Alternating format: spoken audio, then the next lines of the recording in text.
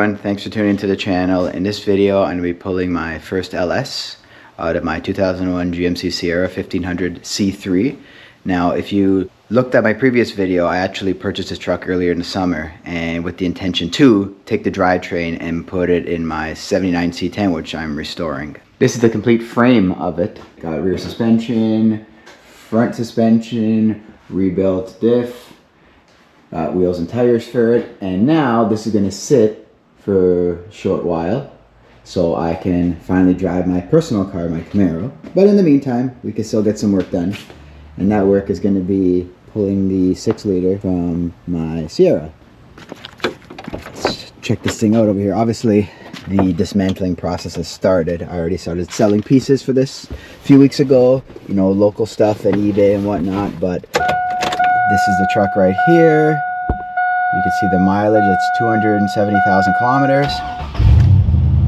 It actually runs pretty good, despite having the engine light on, which we're gonna scan that quick and just see what it is, but it shouldn't be anything major because it does run and drive pretty good, and it actually sounds pretty good.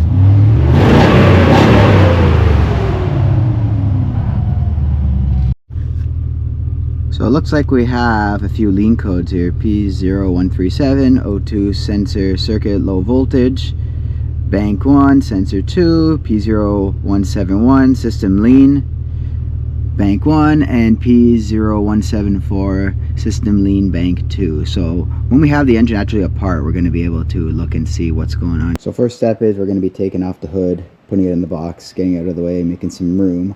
I tried my best to put some tarp down here to prevent any fluids from destroying my already destroyed driveway. But anyway, let's hit the time lapse and let's get this thing taken apart.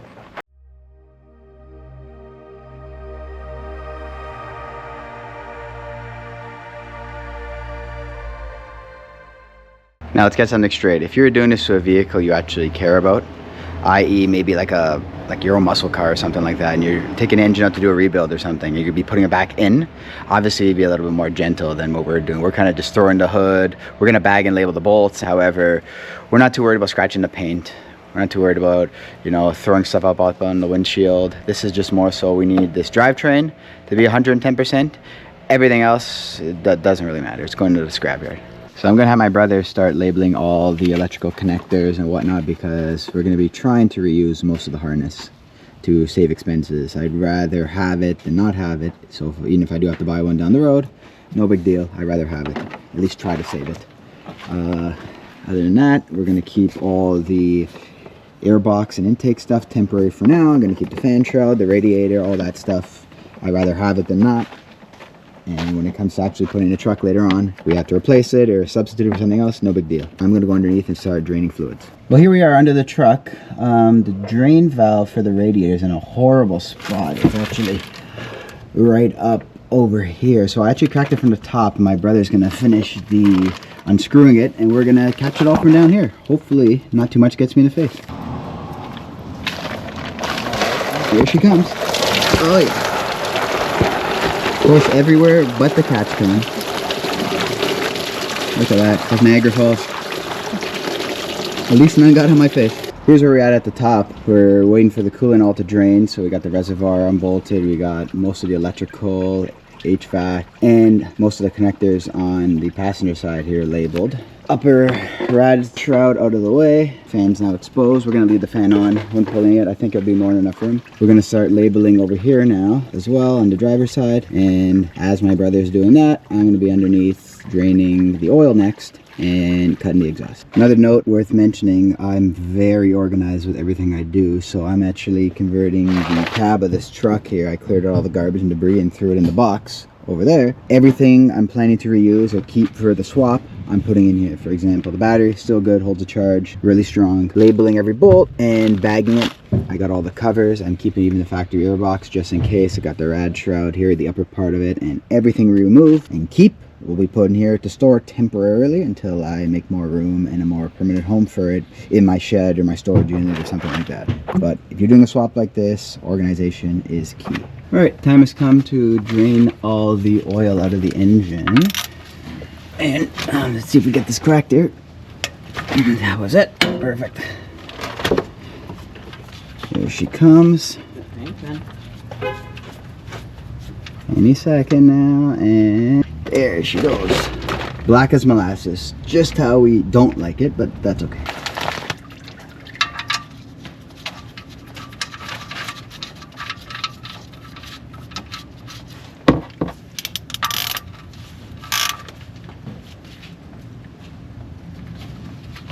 Next up on the drain list is the transmission fluid.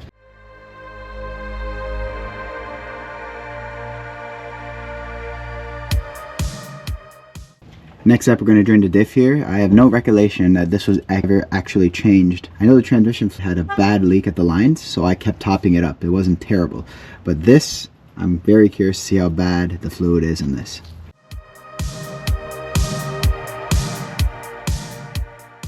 So that's it for day one. Sun's about to go down now. Tomorrow we're going to be taking the drive shafts out and cutting the exhaust.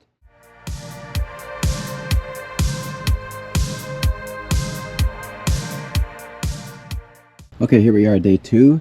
I started with some boring stuff off camera, just taking the trough and jacking it up all four sides so it's in the air. I went to remove the drive shafts. I had a really hard time getting this one up, the rear. Can't believe how noisy and how rusty this U-joint was, and it wasn't making much noise or vibration to my recollection at high speed. But as you can see, actually the bearing, the U-joint cap is still rusted in place on the yoke here, but I actually managed to just kind of slowly pry and bang it out gently.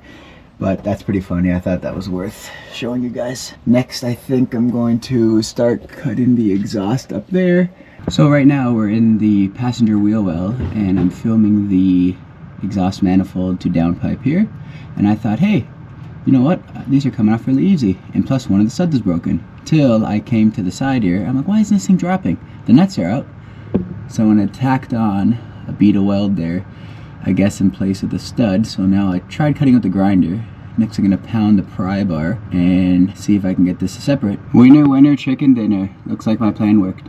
I love when a good plan comes together. Okay, here's the update. Now we're on the passenger side manifold. I got two of the, well, one nut came out and the stud came out on the top over here. Unfortunately, this one here is completely rounded, so I'm going to try and get my mini grinder in there and either cut the stud or cut the nut and just see if I can get it at least halfway cut it and just pound the rest out with a hammer and pry bar. Just on a side note, look how bad the oil is coming out in the back here. It looks like the rear main is absolutely pissing, or maybe a valve cover gasket from up top, who knows. Alright, so I got the exhaust out as much as I could. I bent this bracket a little bit for the exhaust hangers, had to cut one thinking I could sneak it through, but the oxygen sensor is hitting the transmission cross member. So I think next thing for me is to remove this cross member. It's got to come out anyway because this has a transmission mount here. It might drop a bit. I'd rather take it out now, get the exhaust out of the way, get the cross member out of the way, and that should be it for back here.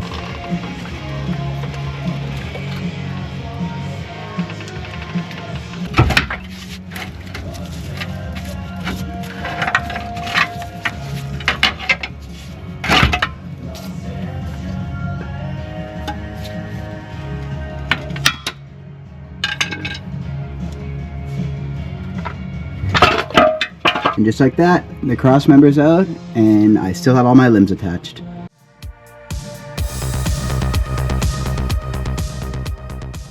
Alright guys, we're fast forward to day three. Well, technically it's like a week later.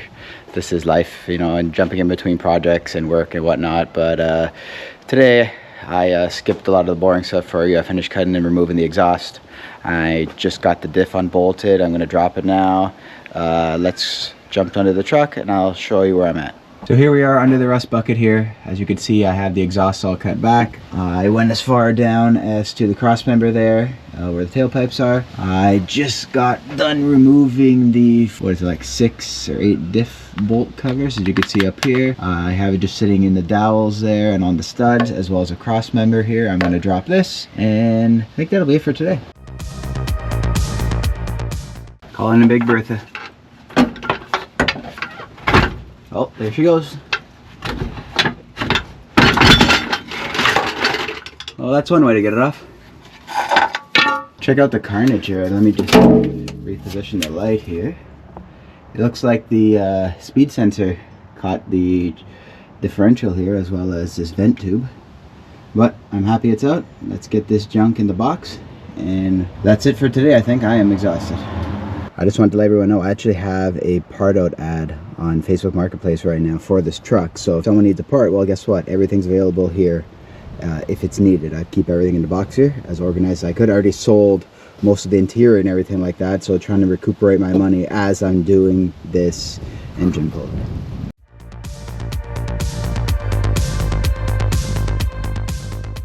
Well, everyone, it's day 4. Well, technically it's like 2 weeks since I started, but we're calling it day 4 because this is my 4th day working on this truck. So let me show you where I'm at right now. Everything underneath is out. I got the cross member, the transmission mount, the drive shafts, the entire harness, even the differential and the transmission there is all loose, hanging, ready to go. I labeled all the wires, even though I'm not going to use the transmission. It's just so I know what is what. Now at the top here, I got the entire harness pulled from the bottom for the most part and tucked in the side here alongside the junction box. So what's left for me to do is simply pull the intake, and we're going to mount the engine crane hooks, let's call them. Oh, and I also pulled the radiator and moved all the AC stuff out of the way and cut all the transmission lines. They were leaking anyway. My driveway's destroyed, as you can see, but it'll get a reseal once this truck is done. Oh, and I found some rat droppings down there, if you can see, in between the intake runners there. On actually, well, this side just got leaves, but this side's got rat turds, so I'm hoping they didn't chew through anything important. For now, I need to vacuum all that.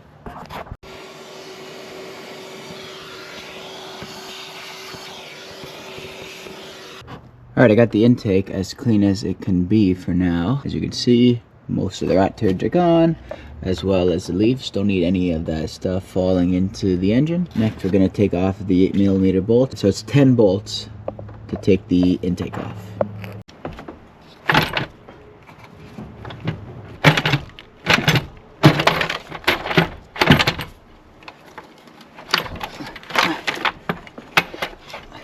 It's always something.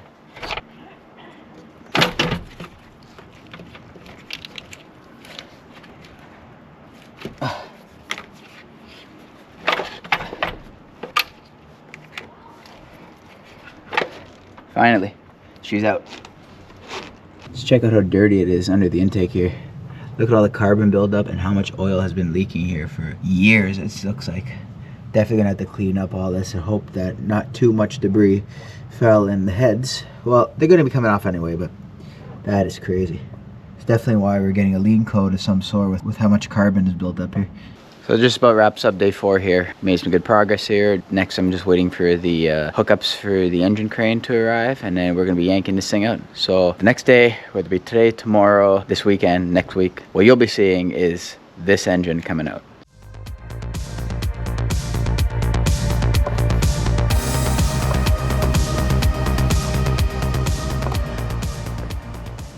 Okay, here we are at day 5. So my plans today is to obviously yank the engine out. I'm so close. We got the intake off last night. Today got the engine plate actually just arrived this morning. This is it right here. It goes in place of the intake manifold, and this is where I'm at right now. So I vacuumed up again these channels here. I blocked off each port there with a rag to prevent any debris from coming in, because as you can see, this is all gunked in old oil and whatnot, and it had a bunch of leaves and garbage in here. But I just got the oxygen sensors out right now.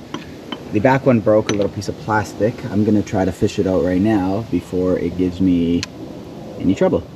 You know that moment when your heart stops when you're pulling an engine and you think a piece of debris just fell in that's gonna essentially grenade at some point?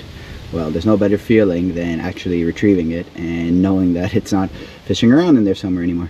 Well, here we are. Got the lift plate in here. It came with some really good for hardware, so obviously you're going to need some decent strength to be pulling out this drivetrain. Next, I'm going to go ahead and loosen the motor mount. I don't know if you can see, it's all covered in oil, but we got this side. It's pretty accessible, but this side here has the harness in the way, so I'm going to have to get creative to somehow unbolt that and get this engine out. So I have both motor mounts disconnected. I'm just gonna stick my big pry bar in here and just kind of break it off the frame here and just confirm that, oh yeah, she's definitely loose. Look at her dance. Oh yeah, she's ready to come out.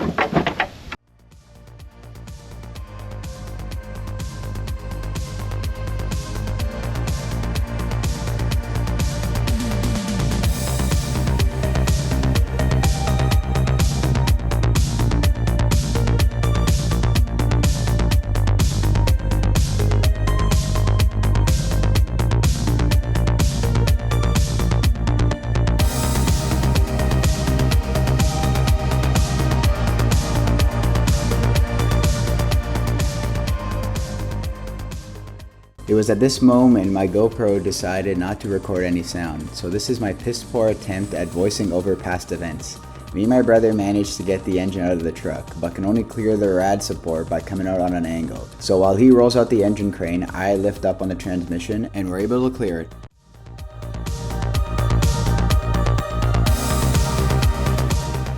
Bam, and just like that, she's out of the truck. The next step is to separate the transmission from the engine. I plan to stuff it in the cab as I won't be using it.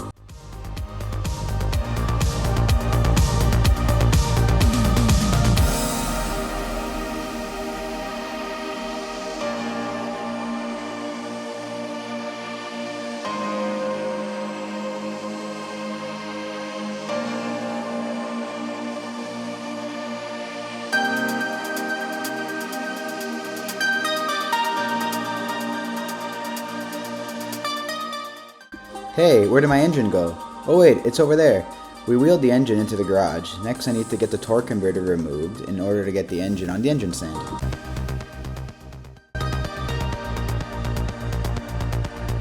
And just like that, she's mounted.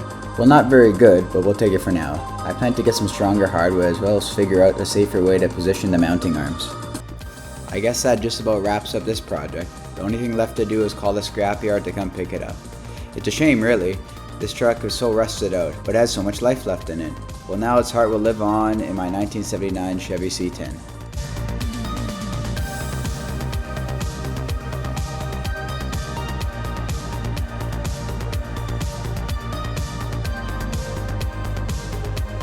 This isn't exactly the ending I was hoping for. Usually I would bring my own scrap cars to the junkyard, but unfortunately my Duramax got stolen over the summer. So now I'm left to deal with sketchy tow truck guys. They told me to abandon the truck on the street and they'll have someone pick it up overnight. Anyways, thanks for watching and don't forget to like, comment, and subscribe for more videos like this. I plan to rebuild the 6-liter over the winter, so check back again soon. Thanks.